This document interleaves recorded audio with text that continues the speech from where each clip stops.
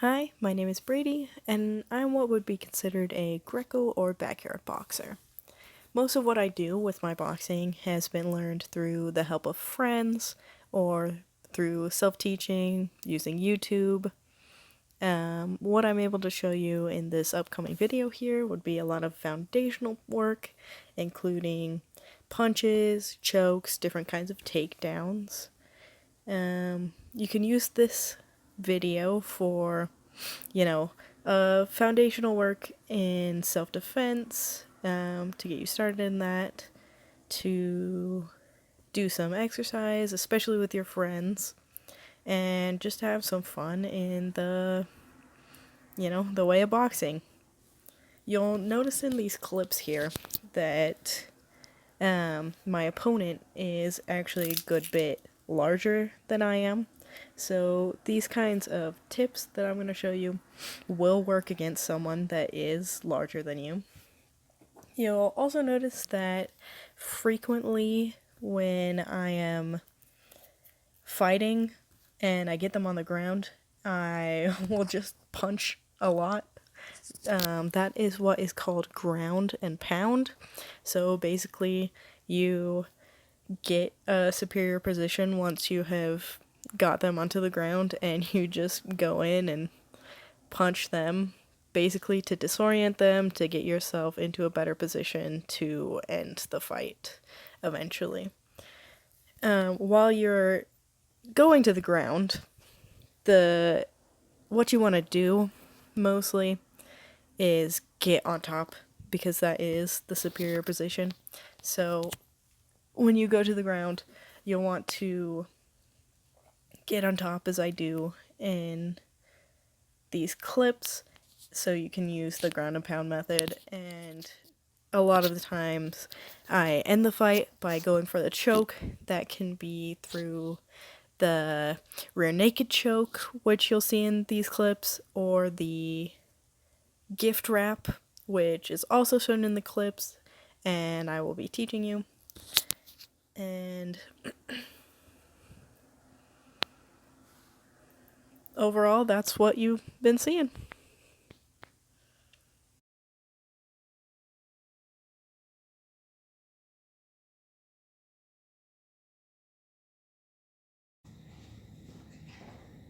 Okay, ready?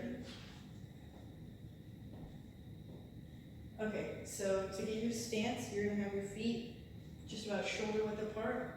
You're going to put your non-dominant leg a little bit forward, your dominant leg a little bit backwards, and then you're going to take your arms, put your hands into fists with your thumbs on the outside, and then you're going to have your fists just right up there on your face, because the closer they are to your face, basically the less they can be punched into your face if you get hit in the arms. And then you're going to tuck your elbows in a little bit, just so you're not wildly flying about out there.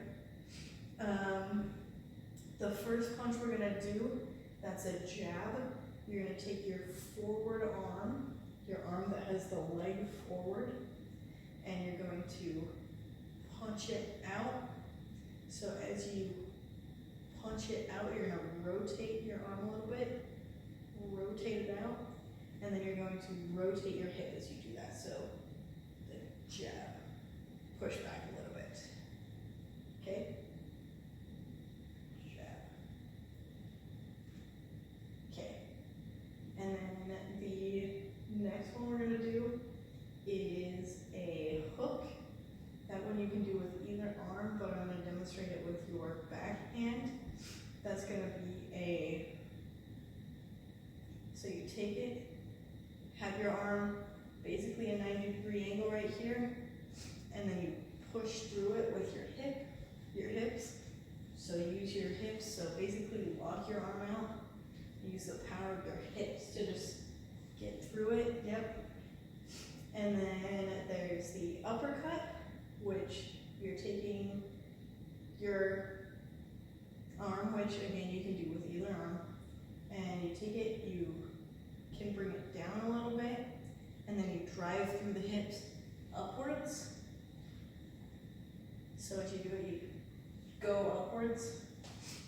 Then there is the shovel hook, which is basically a smaller version of the uppercut. So you're taking it, basically your hip is your base. You're not actually like, you know, touching your hip or anything, but you're taking it right here by your hip, and you're basically shoveling into their gut most of the times. And as you're doing that, you're throwing your shoulder, your opposite shoulder backwards, so that's how you get your force. You turn your hips and you throw back your other shoulder, so that kind of move. And then the last one is the cross. That's basically you're taking your back hand, your hand that is back from your opponent, and just crossing over your body. Again, you're twisting it like the jab, and you're crossing your body into your opponent. And then that is jab, hook, uppercut, shovel hook, and cross.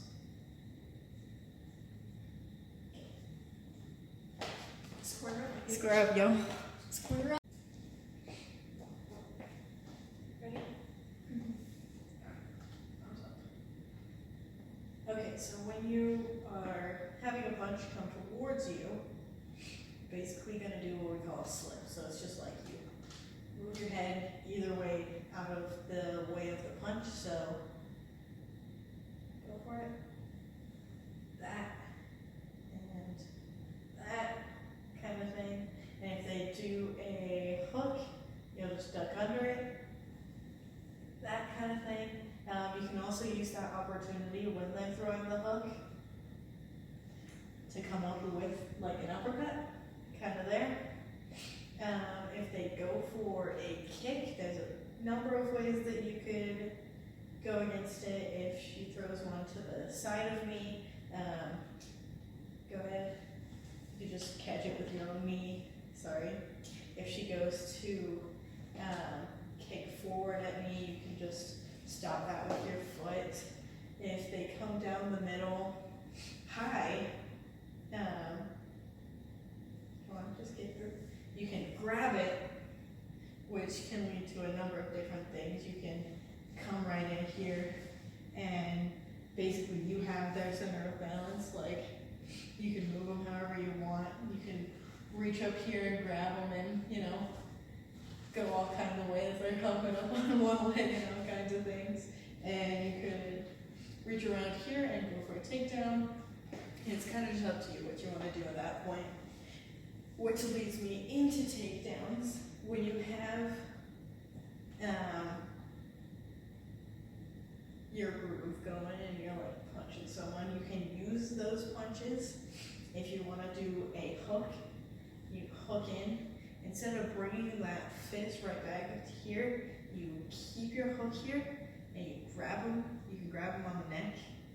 And once you have them on the neck there, you kind of just like, you know, you can move around the way that you want. And you can either use that to just throw them down, or you can get another point of contact, usually their arm, their wrist kind of thing, and you can use that to just throw them down in that direction. Another way you can do is you can get your uppercut, use your uppercut. Instead of bringing that fist back, you uppercut in, and then you go right into the armpit right here kind of thing. And then again, you can just, you know, move them around, or you can get another point of contact, again, usually the wrist, and use it to just throw them down. Additionally, if you get the one arm in right here, you can get another one in, and then from that point, you're going to go up so that they can't do anything with their arms. Then you're going to go down to get your grab right here. You're going to pull them in real close, and you're going to hook your leg in to this back leg here, and then you're just gonna push pull kind of thing right there, and then they'll go down. I'm sorry.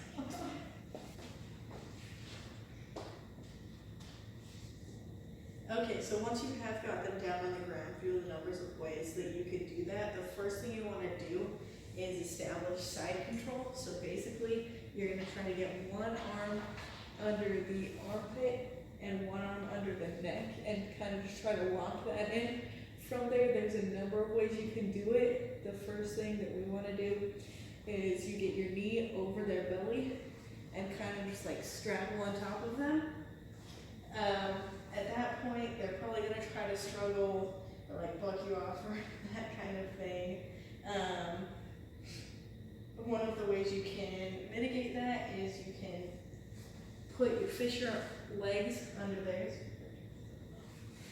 and kind of just wrap your legs up in theirs so they can't really move them about or anything. Like, here, try to like struggle out. Yeah, see, like she's stuck kind of thing. And then once you have them in that kind of position, you can scoot up a little bit and like basically grab them with your legs in that kind of style.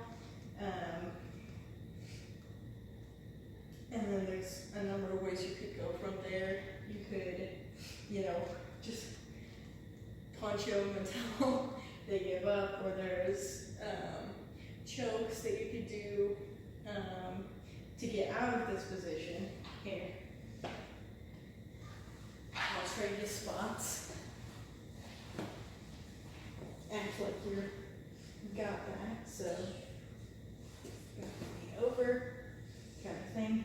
You want to, always protect your face, and then as they're punching, kind of thing, you can grab one of their arms, get it real close so that they're down in here. You want to like grab them close. You put one leg down, you basically pick a side that you're going to roll onto, and then you push off with your other leg and roll them over. From that point, they're probably going to wrap their legs up around you. And the easy way to get out of that is to just stand up out of it. Most of the time, their hold will break on that. Okay.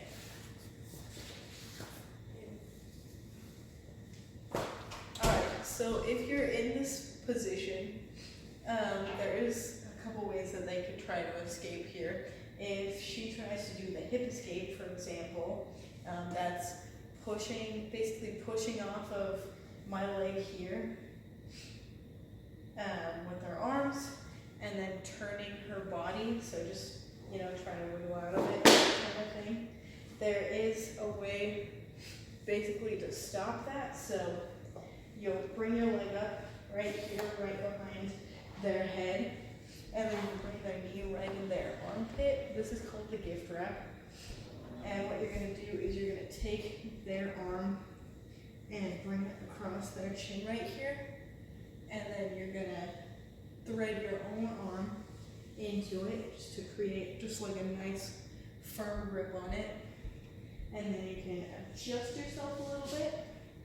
And then basically what you're going to do is you're going to flip it on over and hook your leg in right here. And from that you can, most of the time you'll just want to do a rear naked choke. And in that case, that would be basically like you're taking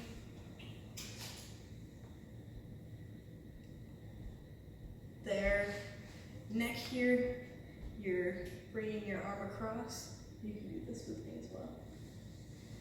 Bring your arm across here, getting your elbow here, and then just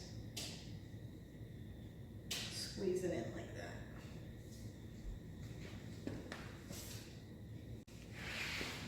Okay, so on me, the choke, she's gonna come around with her arm here. Make sure you have your elbow basically in the middle of their neck. You're not wanting to choke off their airway.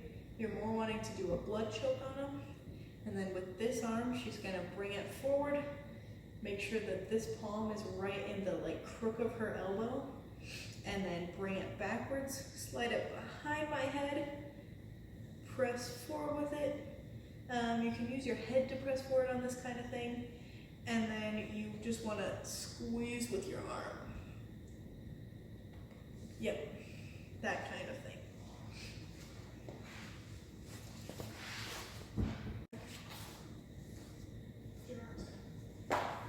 Not like that. Yeah. Okay, so one of the other ways that they could try to escape from this position is they could just try to like turn out of it normally, like turn.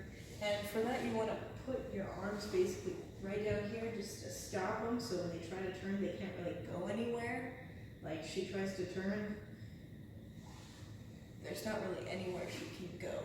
And then if they do try to keep turning, what you can do is, it's called the punch choke. So basically as they're turning, you wrap your arm underneath their head as you go, and then once you have that nice and secure, you're gonna take your fist and you're going to press it into the other side of their neck, and with your arm that is wrapped around them, you're gonna use it and just grab your wrist and like press it into them, and then you'll squeeze in with your arm and you'll press in with your fist until eventually they'll tap.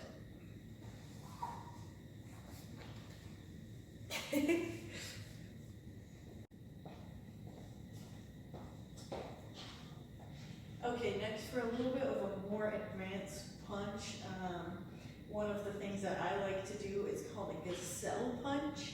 This is the kind of punch you do if you've got a little bit of space between you and your opponent and you're trying to close that distance.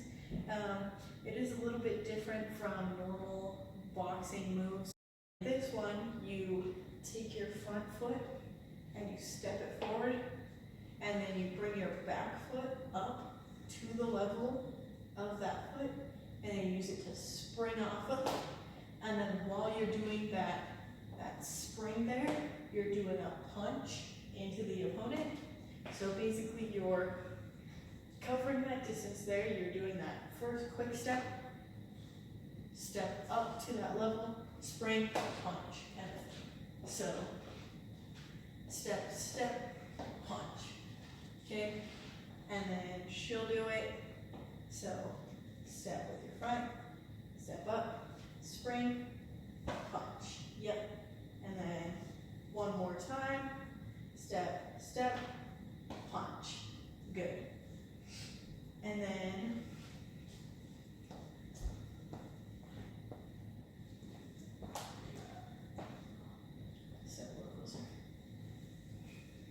so the next of these punches is if you're kind of up in closer quarters to them and they try to make a grab for you. Basically this punch is to get to the side of them out of that grab and put you into a better position to defend yourself. So if you're in this position and they try to make a grab for you, you want to like lean back, and then as you're doing it, you kind of just jump around their arms and punch upwards. And so you basically want to be level with the side of their ear kind of thing, just so you're out of their way, their, field of thought basically. So if they reach out for you like that, and then you're jumping around. So if I, come a little closer, if I reach out for her, leans back, and then she jumps around. Yep, just like that. And you want to do an uppercut as you do that.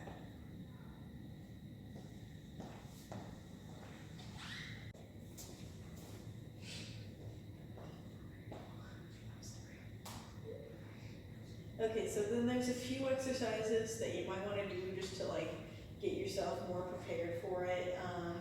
The first one you can do one of two ways. So you want to square up your hips, your feet just directly below your shoulders, and you can either do it with your arms spread out, and you're just like, they're called waistbands. So you lean back and forth, or you can do it with your fist close to your face, just so it's like you're slipping your punches kind of thing. That one's up to you. And then the other one you can do with a friend. Basically what you do is one of you puts your arms up like this in front of your chest. You make your core as tight as you can, and then for a number of seconds, usually like 20 seconds, the other person practices their punching. Not too hard, just at like, 50%. And so this person gets a core workout, this person practices their punches, and then you switch off. The other person flexes their core, and the other person practices their punches. And you usually go back and forth with that for about like 3 sets.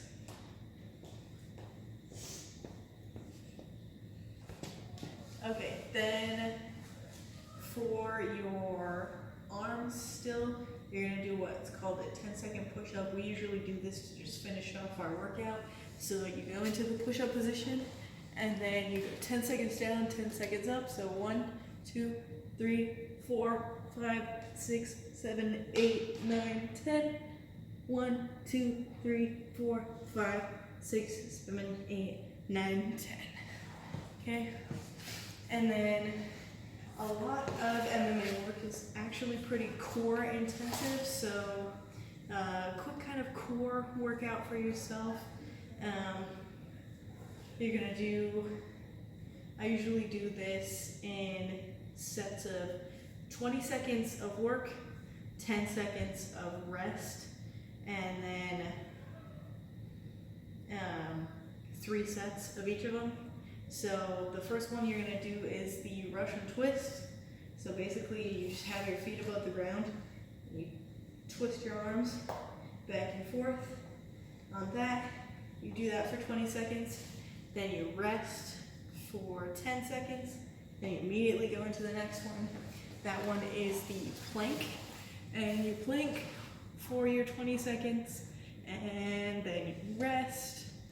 And then next what you do is the heel touches. So you go into a kind of sit-up position, you lean back with your head still slightly up, and then you touch your heel back and forth, touch your heel for 20 seconds, then you rest.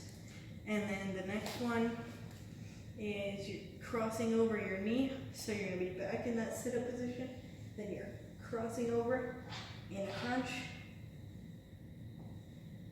more downwards, you're trying to that kind of deal. Then you do your 10 seconds of rest. Then what you're gonna do is called butt ups. So you lean back here, you can base your arm, your hands down here if you need more of a base. Put your legs straight up, and then you press with your core up for 20 seconds. You take your 10 seconds of rest, and then what you're gonna do is called plank step ups. So you're in your plank, and then you step up with your arm, step down.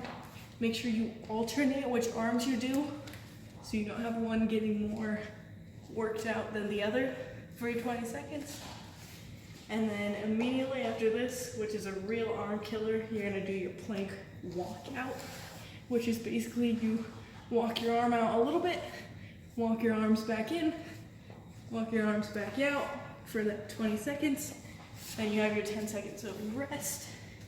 And then you're gonna go into this, and you're going to do bicycles, which is basically you lean back here, have your arms behind your head, and then you alternate arms and legs for that 20 seconds. Then you have your 10 seconds of rest, and then you go back and do it again for 3 sets. And there you have your core workout. Wait, are we rolling? Yes. You can crop it. Yeah, you're right. Okay. Question number 1. What does your MMA experience mean to you as a woman? it is just an extra form of protection, and it's also a way to like keep up my activity, keep like the strength up. Okay. Number 2, do you have any advice for folks that have just started their training? I would say just do it. Like, just get into it. If all you have is like a friend, YouTube, and a backyard, I mean, that's what I started out with, so. Question number 3. So besides training in MMA, what else do you do to keep yourself safe? I do have a concealed carry permit, and I generally carry a concealed weapon pretty much everywhere I go. Okay. Question number 4. What advice do you have for someone that wants to learn MMA but doesn't know where to start? Honestly, with the internet these days, like, YouTube is such a great resource, and like, even if you want to do it and your friend wants to do it and neither of you know anything about it, like, just look up some videos, go tumble around the backyard. Question number 5. What advice do you have for someone that doesn't have your same level of training? I'd say just keep going at it. Like, the only way to get better is to keep trying. Question number 6. I understand that you have a hip injury from overtraining. What have you been doing to build up your strength while you wait for that to heal? For a while it was a lot of rest, and most of the exercise that I'm doing now for cardio is just walking at an incline on a treadmill, and that like helps me build up without putting too much strain on my injury. Question number 7. Were you always this scrappy and tough, or was there a particular event that turned you into a junkyard dog? I don't even know how to answer that. Tell us your secrets. How did you become this scrappy? I don't think there's really a secret to it. I think grit plays a big factor into something like this. Like, just keep trying and don't give up. Like, it's not any kind of innate talent or gift. You just keep trying. Thank you so much for your time.